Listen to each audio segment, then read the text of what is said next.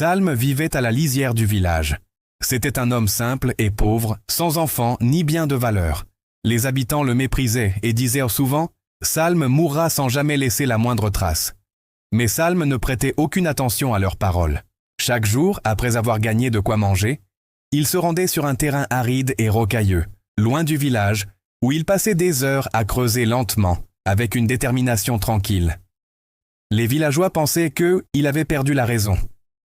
Qui creuserait donc dans une terre aussi sèche? Les années passèrent.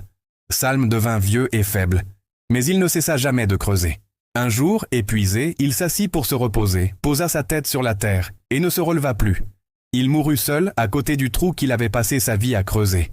Les gens se moquèrent encore. « Regardez Salm, il est mort sans rien laisser. Même sa tombe n'est qu'un trou vide dans une terre stérile. » Quelques mois plus tard, une terrible sécheresse frappa le village. Tous les puits alentour s'asséchèrent, et les habitants souffraient de soif. Quelques jeunes, désespérés, se souvinrent du trou de Salm et décidèrent d'y aller. La fosse était profonde, et au fond, ils remarquèrent une petite zone de terre humide. Ils creusèrent davantage, avec ardeur. Après plusieurs heures, une source jaillit soudain du fond, une eau claire et douce, comme jamais ils n'en avaient en vue.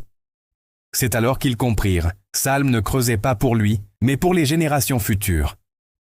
Le trou de Salm devint le puits de Salm, unique source de vie pour le village durant les années de sécheresse. Chaque fois que les gens buvèrent de cette eau pure, ils levaient les mains vers le ciel, priant pour l'âme de ce pauvre homme qu'ils avaient autrefois méprisé. Ils réalisèrent enfin que la valeur d'un être humain ne se mesure ni à sa richesse ni à son statut, mais à ce qu'il donne et laisse derrière lui.